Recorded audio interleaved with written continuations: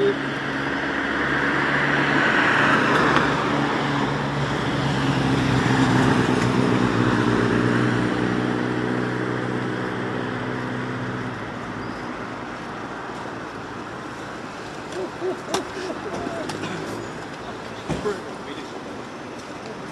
is my video update on this Tuesday midday, February the 24th, coming to you from Limassol, Cyprus. Let's talk about some news. And let's start things off with the arrest of Peter Mandelson. He was taken into custody by the police. He was questioned and he was later let go. Taken into custody on suspicion of misconduct in public office. And this has to do with the Epstein files and the part of the Epstein files where there was some sort of an exchange of money for information, $75,000 in exchange for information. That was revealed in a document in the Epstein files that was released to the public.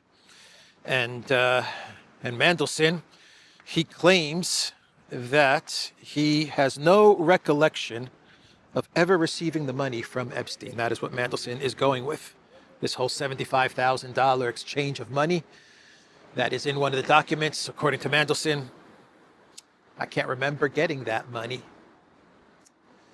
The UK media, they tried to cover for Mandelson a couple of weeks ago. I believe it was the Sunday Times, if I'm not mistaken, but I could be wrong about that.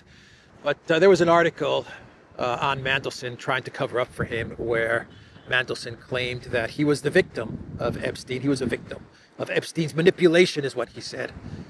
A master manipulator, and I was his victim. So the UK media, always there to help cover up for the Epstein class. But things are not looking good for Stammer, because when Mandelson goes down, if you want to believe that they're actually going to take down Mandelson, but this is not a good sign for Stammer. If Mandelson has to be taken down, then the Stammer administration is in big trouble. They thought that Andrew was going to be enough. The Andrew formerly known as Prince, that was not enough. So they had to give over Mandelson. We'll see if that will be enough to keep Stammer in as prime minister. I don't think so.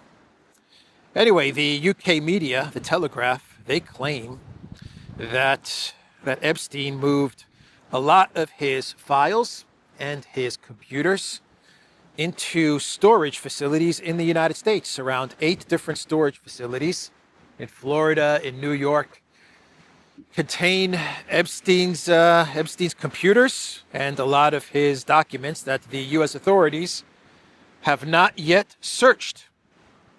This is what the Telegraph is saying.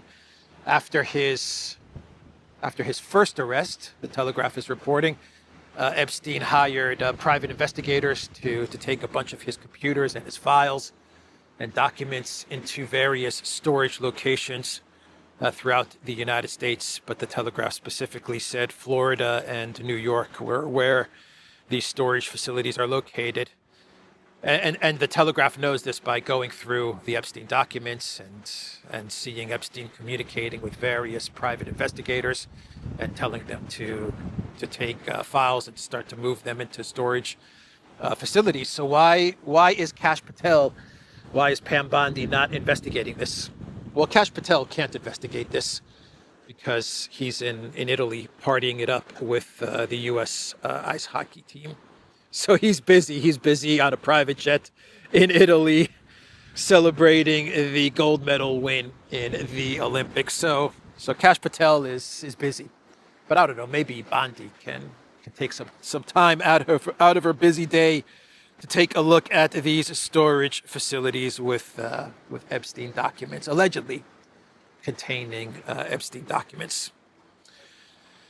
So let's talk about the next big news topic, which is the possible U.S. war with Iran. And the USS Ford is now in Crete, in Suda Bay, so it's very close to making its way to the Eastern Mediterranean. Right now it is in Crete.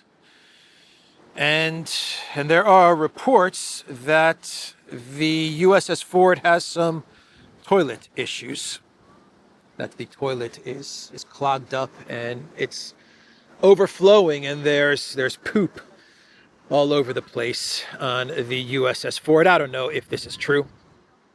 Probably is true, but obviously I can't confirm any of this. But there are some funny posts about this and some funny memes about the overflowing toilet on the USS Ford. Allegedly, the overflowing toilets on the USS Ford. There you can see, I'm putting it up on the screen right now. There you can see Marco Rubio sitting in the Oval Office holding a toilet plunger.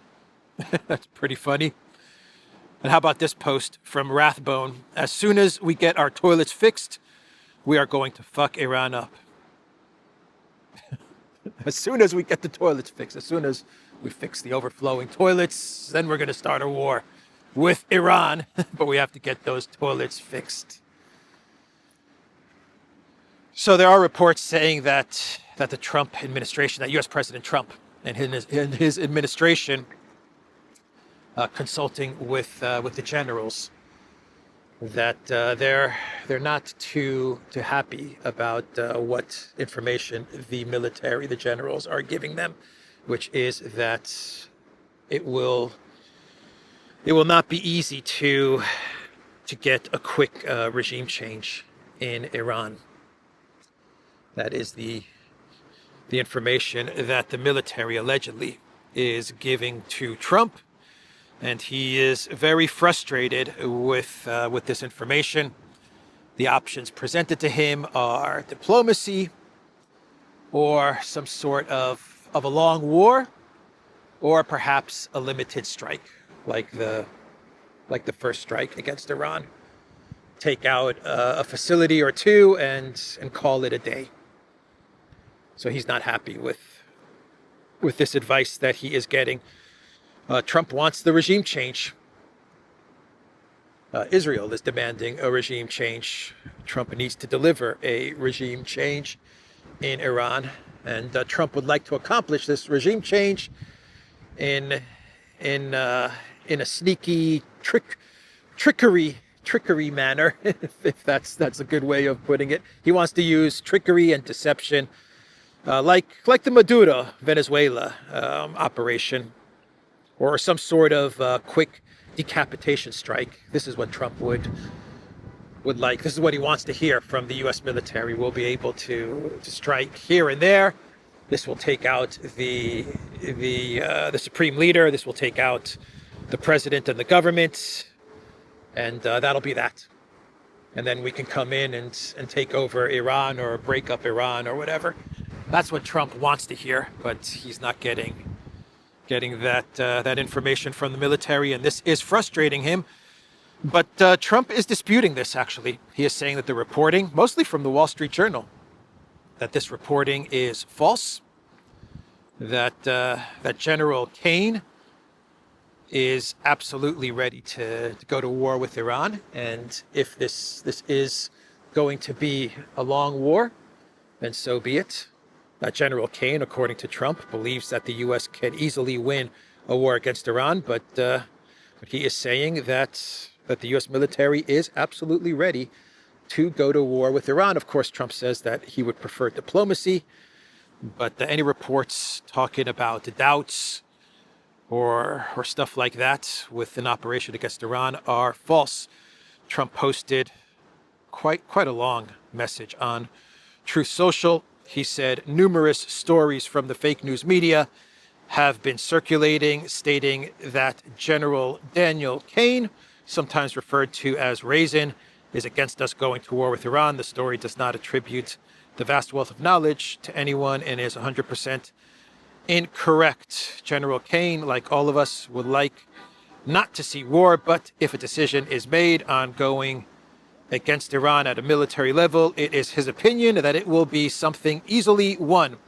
He knows Iran well in that he was in charge of Midnight Hammer, the attack on the Iranian nuclear development. Blah, blah, blah. And then he just goes on and on talking about war with Iran, about how whatever's been written about any doubts with war against Iran, it's all fake news. And then he says that he's the one that makes decisions about whether the U.S. will go to war with Iran. He prefers diplomacy. But if there's war, so be it. And it'll be a very sad day for the Iranian people if there's a war, because they are great and wonderful, and something like this should never happen to them, right? The people of Iran are great and wonderful, and something like this should never happen to them, but I'm ready to attack their country. President Donald J. Trump. That was the message on Truth Social. Lindsey Graham is very excited about war with Iran. He is talking about conflict with Iran nonstop. He was on Sean Hannity's radio show. Where else would he go? His good buddy, Sean Hannity, another neocon warmonger.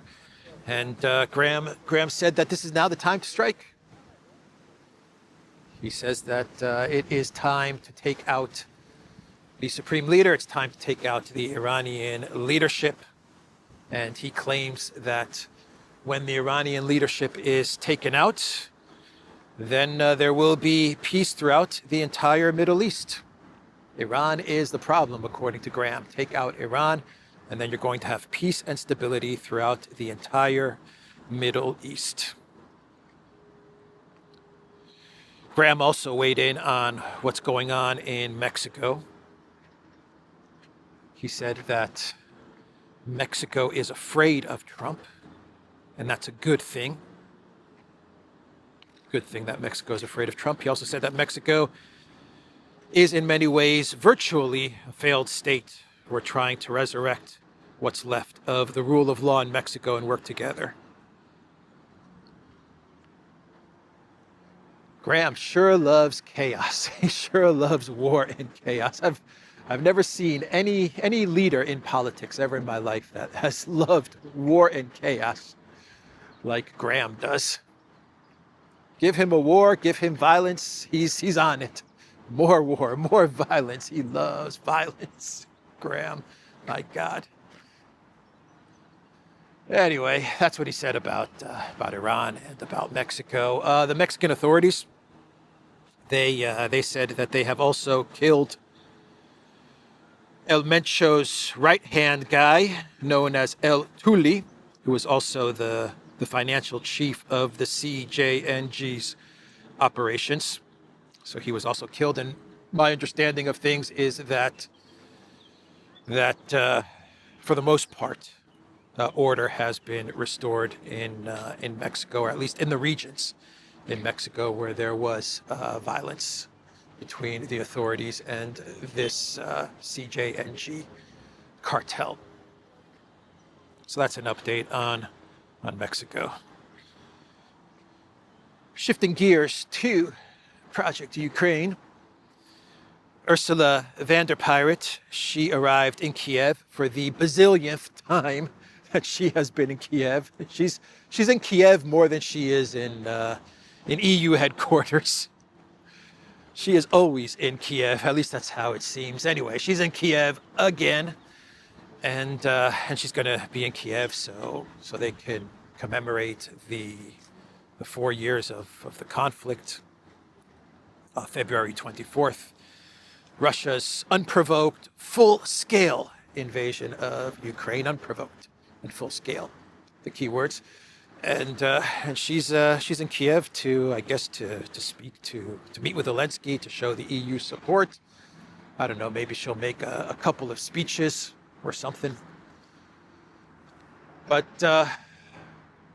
Ursula in Kiev. Zelensky, he gave an interview to CNN. He is making the media rounds as we have the 4-year anniversary of the conflict.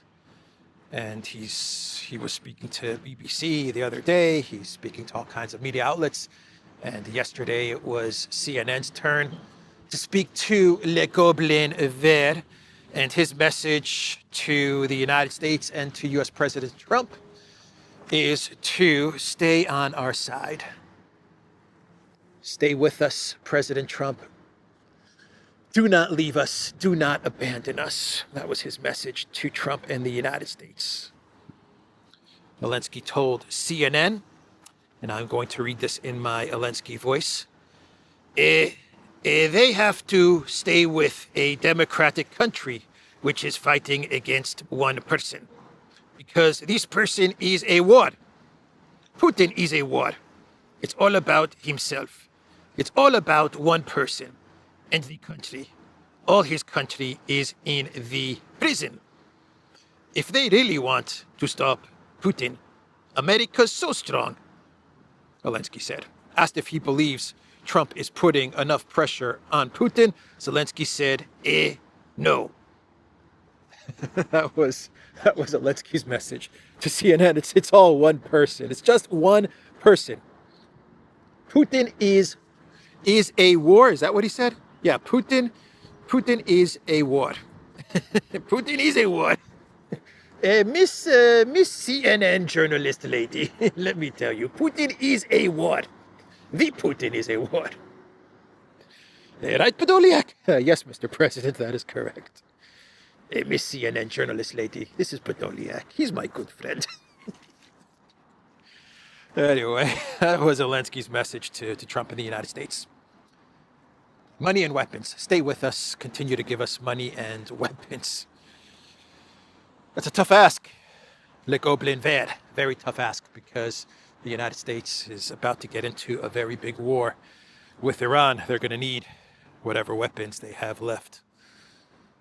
The United States has been quite demilitarized from the Ukraine adventure, the Ukraine debacle. So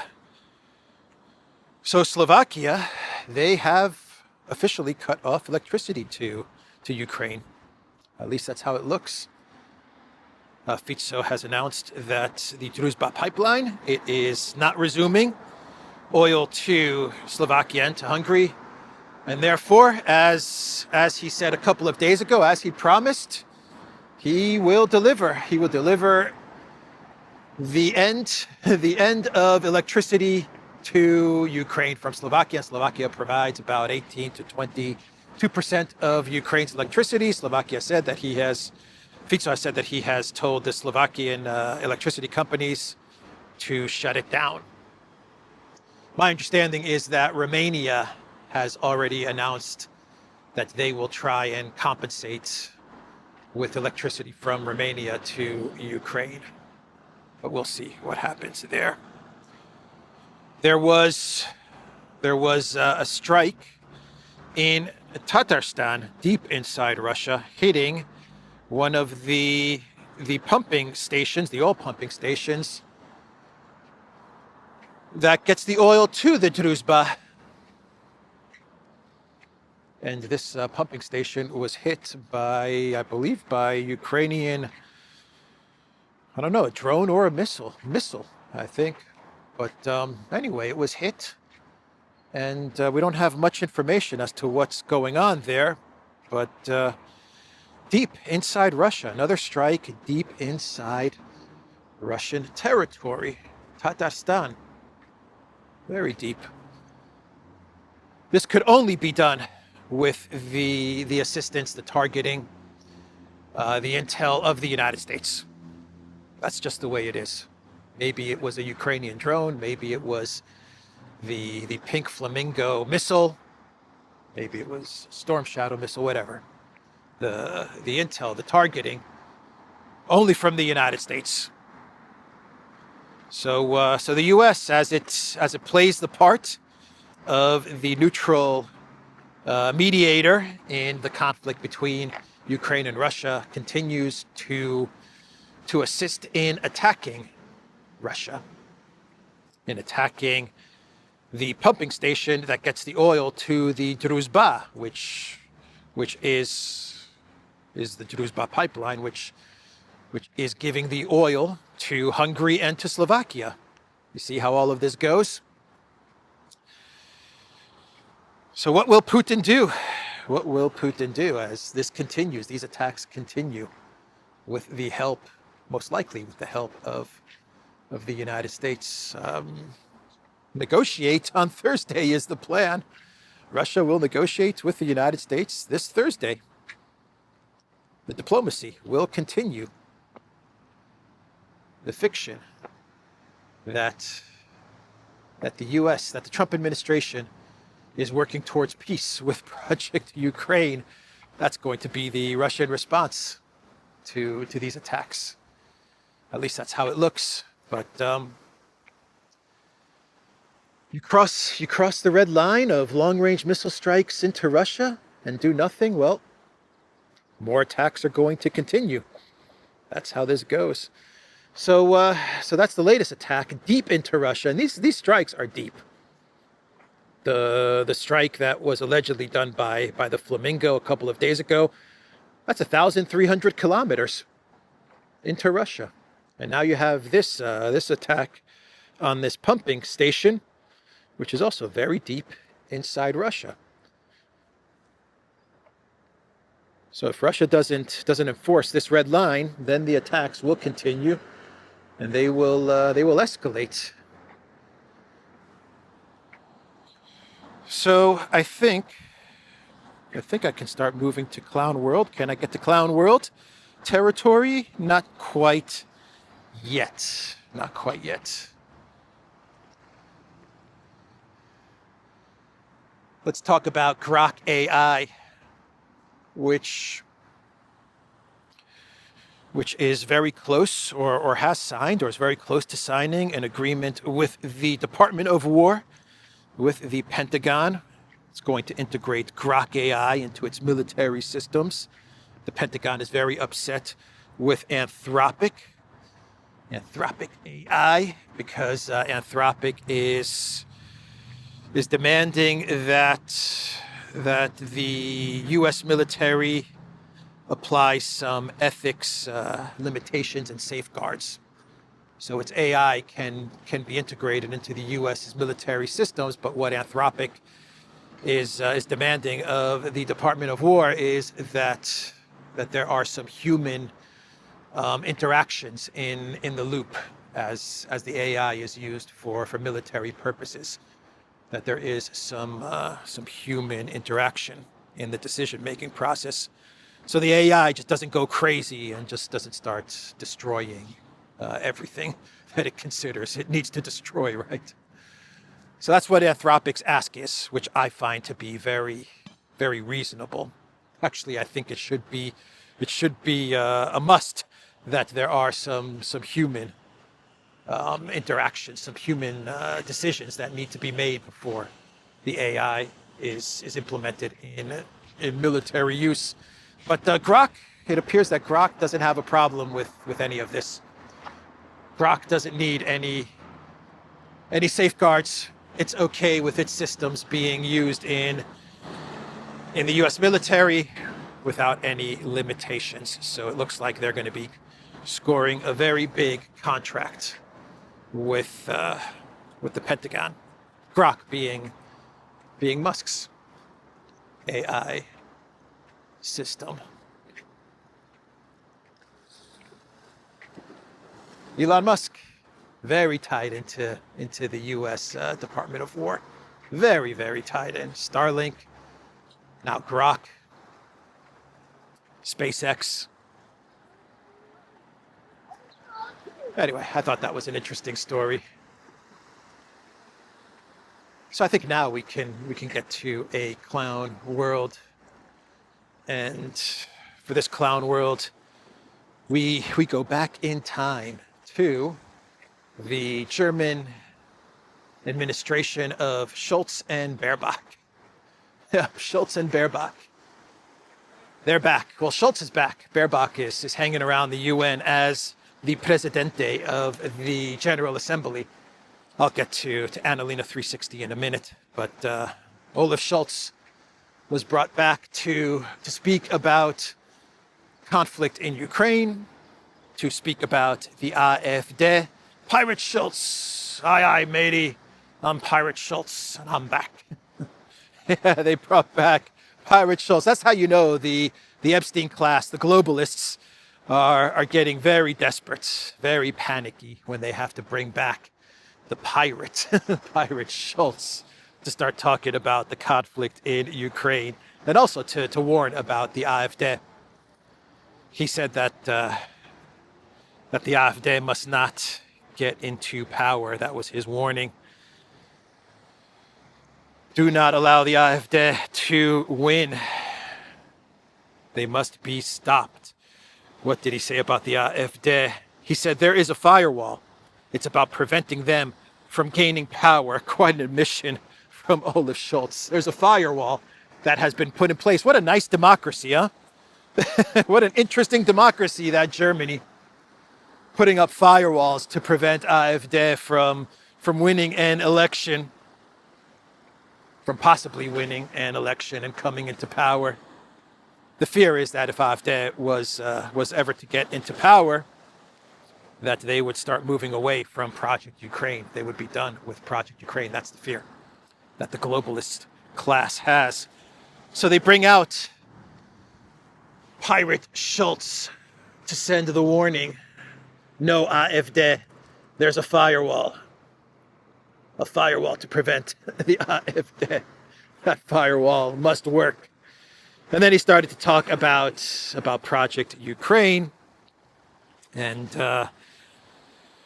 about, what did he say about the oil and the energy from Russia to Europe. He said that after Crimea, the European Union should have done more to get away from Russian energy. They should have been stricter sanctions imposed on Russia after Crimea, but the EU never would have imagined that they would be so dependent on Russian energy, and it would be so difficult to move away from Russian energy. It should have been done sooner. The sooner, the better. But the EU was late to react after Crimea, and so it's made the whole moving away from Russian energy a bit more painful and difficult. Wasn't Olaf Schultz standing next to Biden when Biden talked about blowing up Nord Stream? Yes, he was. Yes, he was. The weakness that is known as Pirate Schultz. So weak. Standing right next to Biden, right next to President Biden, when a reporter asked Biden, "You're going to blow up Nord Stream, huh? Or what are you going to do to stop?" She didn't say blow up Nord Stream. Let's be fair to Bidenopolis.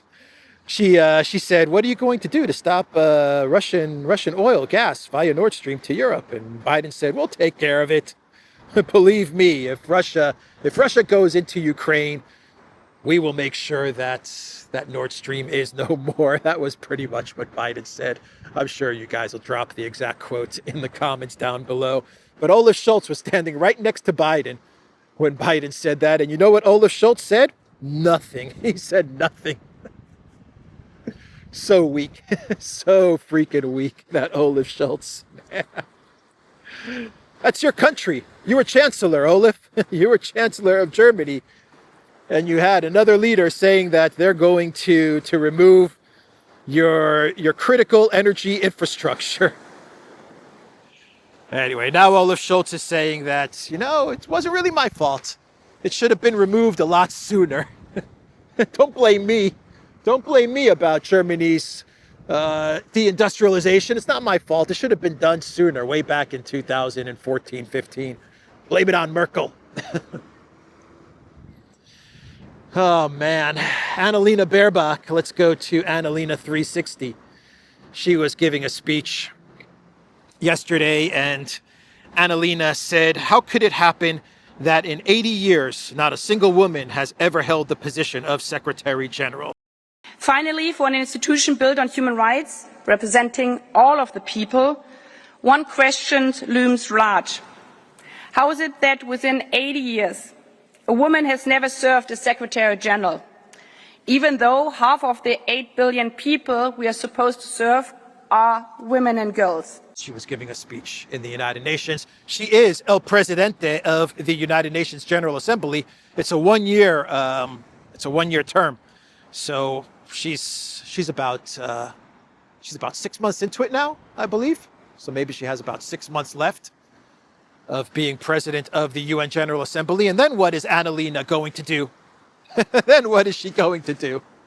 Well, she's telling the world what her next position should be, or at least she's telling the globalist leaders, the Epstein class globalist leaders, what her next position should be.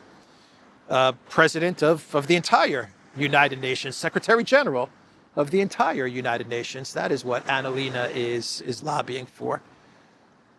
She is saying, you know, there hasn't been a woman who's been Secretary General of the United Nations. Maybe it's time to appoint one. How about me? Why not? Why not? Just give her the damn job. Just give it to her. We might as well just be done with the rules-based, international rules-based globalist order. Give Annalena the job. The quicker it fails, the quicker it collapses, the better for everyone. I don't know what to say anymore. Yeah, Annalena Baerbock, Secretary General of the United Nations. Why not? It's a clown world. Why not? It fits. Anyway, that's my video, everybody. I will end it there. LeDuran.locals.com. We are on X. We are on Rumble and Telegram. Go to the Duran shop, pick up some merch. Check us out on Substack. $70 orders, free shipping on all merch on the Duran shop. Like, share, subscribe to this channel. And I think that's it. I will see everyone tomorrow. Take care.